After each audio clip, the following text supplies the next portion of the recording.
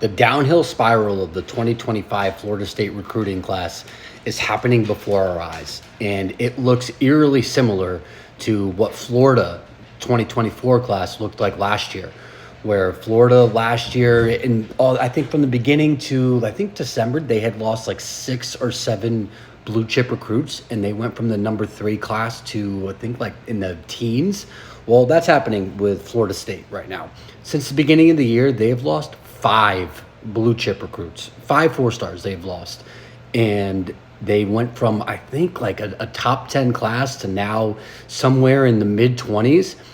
And it's not looking good for Mike Norvell, because this is an area where he had been criticized for his high school recruiting, and it's unfolding. And he had a really good class, and they have been not performing well on the field, and it's just been unraveling in front of his eyes as the season goes on, and they continue to rack up losses.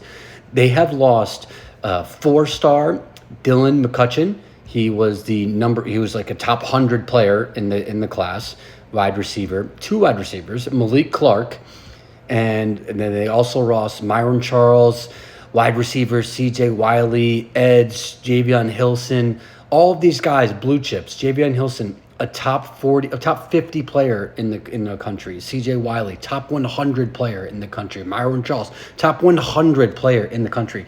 Like, these are elite blue chip guys that Florida State has decommitments to. And 2 of them have already committed to Texas. Another one is heavily considered going to Texas in Javion Hilson.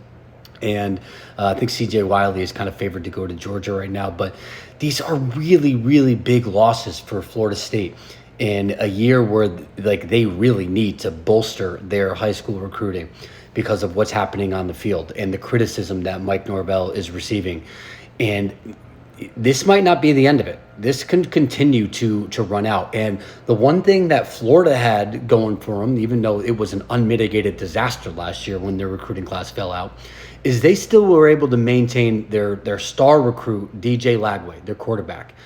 Florida State doesn't have that. They don't have that guy that they can lean on to be like, okay, like it really sucks that these guys are gone, but we're really banking on this guy. Like, I think you can look at like Solomon Thomas, who's an offensive lineman for them, who's still committed in this class, but that's it. And it can't be just one offensive lineman being that guy. It'd be one thing if it's the quarterback, but it's not. Like, and I think they only have one. He's the only top 100 guy in their recruiting class right now. So things are hitting a downward spiral very, very quickly.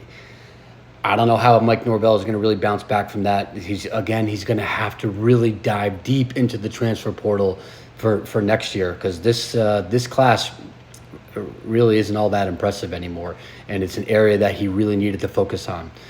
So the only thing that can really help him here is getting some wins, but they haven't looked great so far. So we'll see where this ends up. Follow Big Body Ball CFB on all socials.